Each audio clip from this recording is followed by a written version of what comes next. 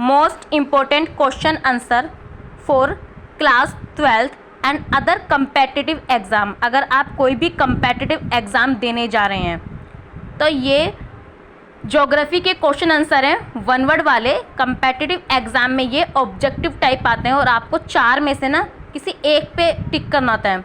और सेंसस यानी कि जनगणना एक मोस्ट इम्पॉर्टेंट टॉपिक है जो सभी एग्ज़ाम्स में आ रहा है। जितने भी कम्पेटिटिव एग्ज़ाम हुए उनमें सब में ये टॉपिक बार बार आ रहा है। सबसे पहले तो हम जान लें जनगणना। जनगणना को इंग्लिश में बोलते हैं सेंसस। जनगणना कब होती है? जनगणना होती है हर 10 साल बाद। तो चलिए जनगणना के बारे में जानते हैं। सबसे पहली बार जनगणना कब हुई थी?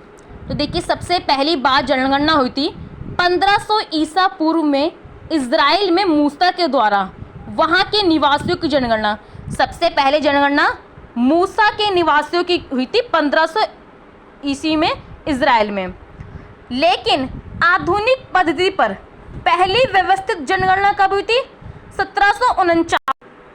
देखिए, 1500 ईसा पूर्व में जनगणना तो हुई थी इज़राइल में, लेकिन आधुनिक पद्धति पर अगर एग्जामिनर आपसे पूछे आधुनिक पद्धति पर, तो आप कहेंगे आधुनिक पद्धति पर पहली व्यवस्थित जनगणना 1749 में स्वीडन में हुई थी। दूसरा है ब्रिटिश काल में, यानी कि जब अंग्रेजों का काल था, अंग्रेज जब भारत में थे, तो ब्रिटिश काल में भारत की पहली जनगणना 1872 में हुई थी। और उस समय कौन थे? Lord Mayo. ठीक है, लॉर्ड मेयो के काल में 1872 में भारत की पहली जनगणना हुई थी। ठीक है, 1872 में तो पहली बार जनगणना हुई थी, लेकिन एक नियम था कि जनगणना हर 10 साल बाद होगी। तो भारत में पहली बार प्रति 10 वर्ष बाद व्यवस्थित जनगणना लॉर्ड रिपन के समय 1881 में हुई थी। जब 1872 में जनगणना हुई थी तो लॉर्ड मेयो के काल में हुई थी, उस समय लॉर्ड मेयो थे। लेकिन 1872 के बाद जब ठीक 10 साल बाद जनगणना हुई 1881 में, तब कौन थे? Lord Ripon. तो अगर आपसे पूछे कि 1881 में जनगणना किसके काल में हुई थी? लॉर्ड मेयो, लॉर्ड रिपन, तो आप किस पर टिक करेंगे? Lord Ripon. और जो बच्चे बोर्ड के एग्जाम में 12th में, उनसे तो सीधा उन पे कम्पिटिटिव नहीं आता, उनसे तो पूछा जाता है सीधा कि पहली बार जनगणना कब हुई थी, तो आप लिखेंगे 1872 में। अब है 1872 की जनगणना को शामिल करते हुए वर्ष 2011 की जनगणना 15वीं, ठीक है, 15वीं स्वतंत्र भारत की 7वीं तथा 21वीं शताब्दी की दूसरी जनगणना थी। अगर हम 1872 की जनगणना से आंकड़े लें तो ये 2011 की 15वीं जनगणना है। और स्वतंत्र भारत की 7वीं, जब भारत आज़ाद हुआ, अगर उसके बाद से लगाए 1947 में हमारा भारत आज़ाद हुआ था, उसके बाद से लगाएं तो स्वतंत्र भारत की 7वीं थी। लेकिन सबसे पहली जनगणना थी 1872, उसके अकॉर्डिंग ये 15वीं जनगणना थी और 21वीं शताब्दी की दूसरी जनगणना थी।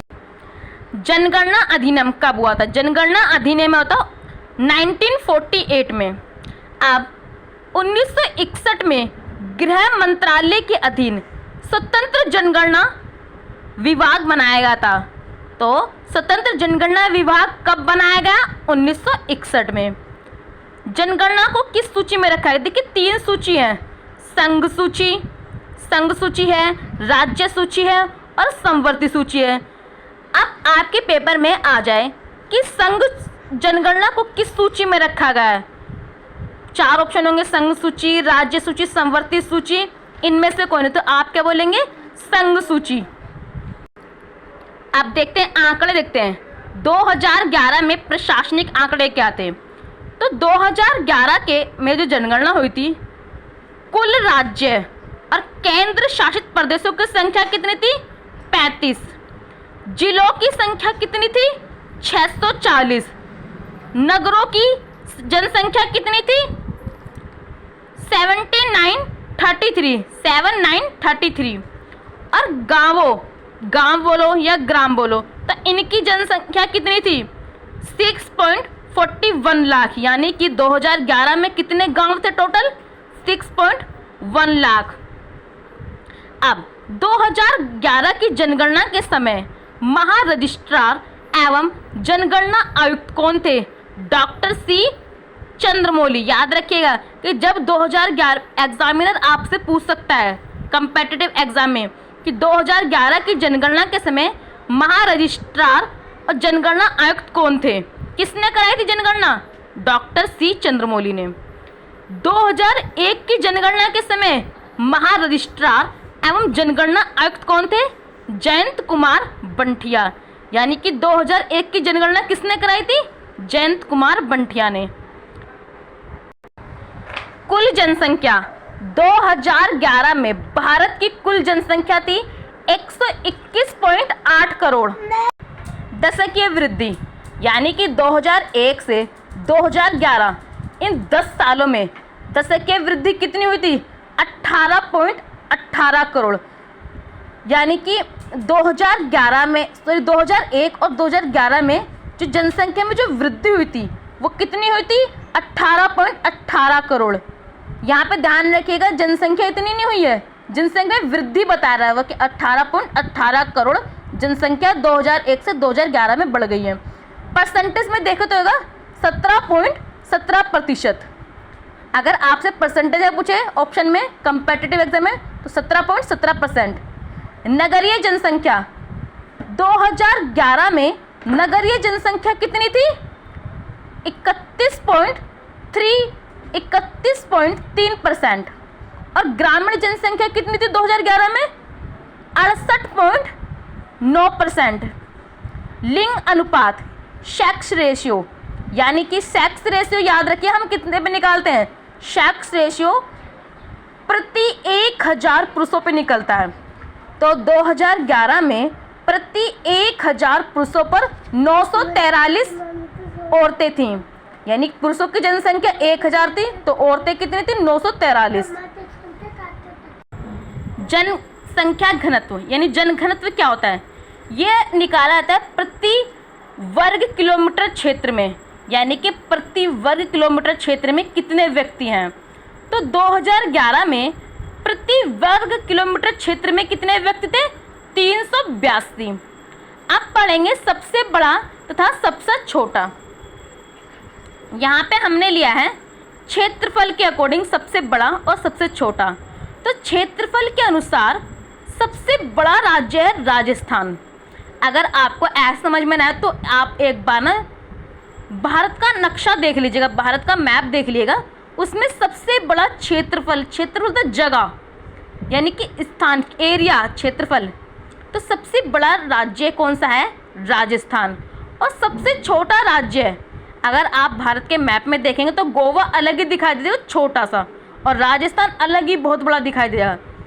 तो सबसे बड़ा राज्य क्षेत्रफल के अनुसार राजस्थान, सबसे छोटा राज्य क्षेत्रफल के अनुसार गोवा, और केंद्र शासित प्रदेश जैसे कि आप जानते हैं दिल्ली एक केंद्र शासित प्रदेश है, जम्मू कश्मीर भी केंद्र शासित प्रदेश है, अंडमान निकोबार एक केंद्र शासित प्रदेश है, लक्षद्वीप भी एक केंद्र शासित प्रदेश है। तो सबसे बड़ा केंद्र शासित प्रदेश कौन सा है क्षेत्रफल के अनुसार? जगह, अंडमान निकोबार। और सबसे छोटा केंद्र शासित प्रदेश है लक्षद्वीप। अब हम देखेंगे जनसंख्या के अनुसार सबसे बड़ा राज्य है, जनसंख्या के अनुसार सबसे बड़ा राज्य है उत्तर प्रदेश, और सबसे छोटा राज्य है सिक्किम। ठीक है, ये तो हुआ था क्षेत्रफल और जनसंख्या के अनुसार सबसे बड़ा तो सबसे छोटा। अब देखेंगे सबसे बड़ा केंद्र शासित प्रदेश जनसंख्या के आधार पर दिल्ली। सबसे बड़ा जनसंख्या के आधार पर यानी कि दिल्ली जो केंद्र शासित एक प्रदेश है उसमें सबसे ज़्यादा जनसंख्या है। और सबसे छोटा केंद्र शासित प्रदेश जनसंख्या के आधार पर है लक्षद्वीप। ये था क्षेत्रफल के अनुसार केंद्र शासित प्रदेश, और ये दिल्ली जो है जनसंख्या के आधार पर सबसे बड़ा केंद्र शासित प्रदेश है। लिंग अनुपात प्रति 1000 पुरुषों पर महिलाएं। तो देखिए सबसे अधिक देखिए लिंग अनुपात यानी कि लिंग अनुपात प्रति 1000 पुरुषों पर कितनी महिलाएं थीं? सबसे अधिक केरल।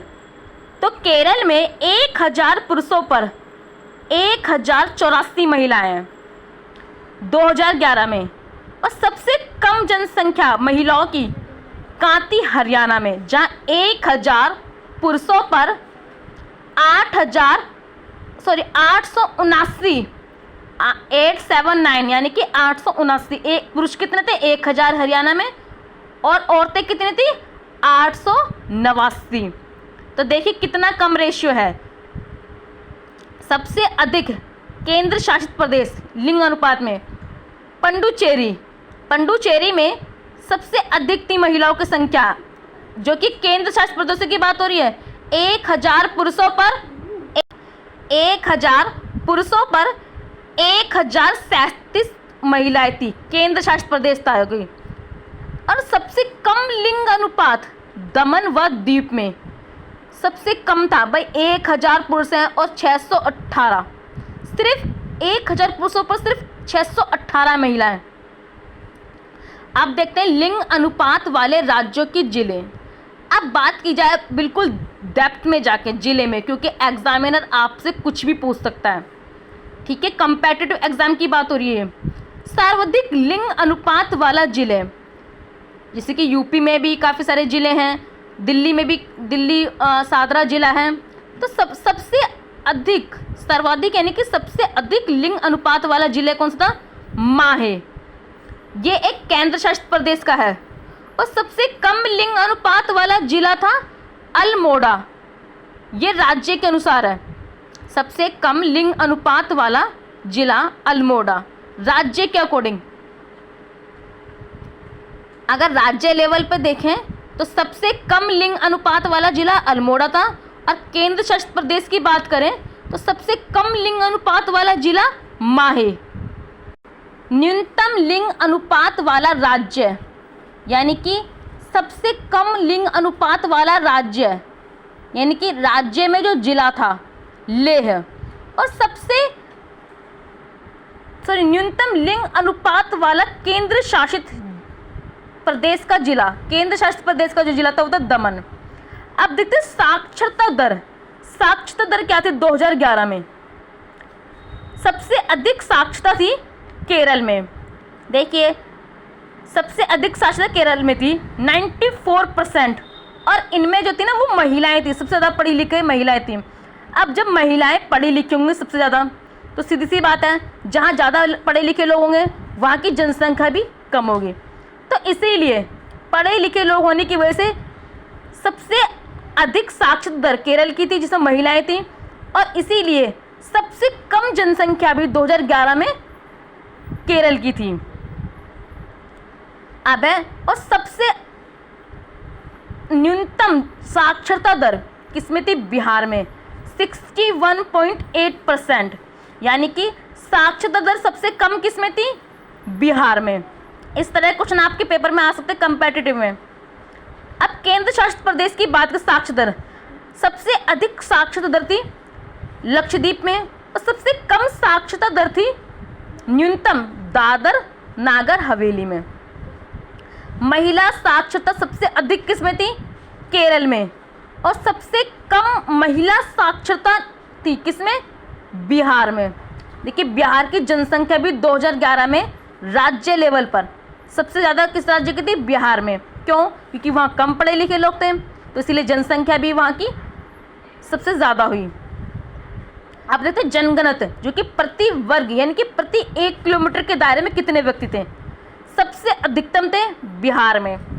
बिहार में 1 किलोमीटर के दायरे में सबसे अधिक लोग पाए गए, और सबसे न्यूनतम पाए गए अरुणाचल प्रदेश में। ये राज्य लेवल की बात। अब बात करें केंद्र शासित प्रदेश की, तो सबसे अधिकतम थी दिल्ली में, और सबसे न्यूनतम थी अंडमान निकोबार। केंद्र शासित प्रदेश की बात की जाए तो सबसे अधिक जन घनत्व था दिल्ली में, और सबसे न्यूनतम जन घनत्व था अंडमान निकोबार में। यानी कि दिल्ली में 2011 में प्रति वर्ग 1 किलोमीटर के दायरे में सबसे अधिक लोग रहते हैं दिल्ली में, इसीलिए दिल्ली में जनसंख्या भी सबसे अधिक थी केंद्र शासित प्रदेश में। न्यूनतम जन घनत्व वाले जिले। अब जिले की बात करी जाए तो सबसे कम जन घनत्व वाला जिले कौन सा था? दिबांग घाटी जिला। प्रति व्यक्ति, यानी कि दिबांग घाटी जिला एक ऐसा जिला था जहां 1 किलोमीटर के क्षेत्र में कितने पुरुष रहते हैं? 1 व्यक्ति बस। मतलब 1 किलोमीटर के दायरे में, बाकी सारी जगह खाली है, मैदान है, व्यक्ति कितना है वहाँ? बस 1। कहाँ? अरुणाचल प्रदेश जिला है ये। और सांबा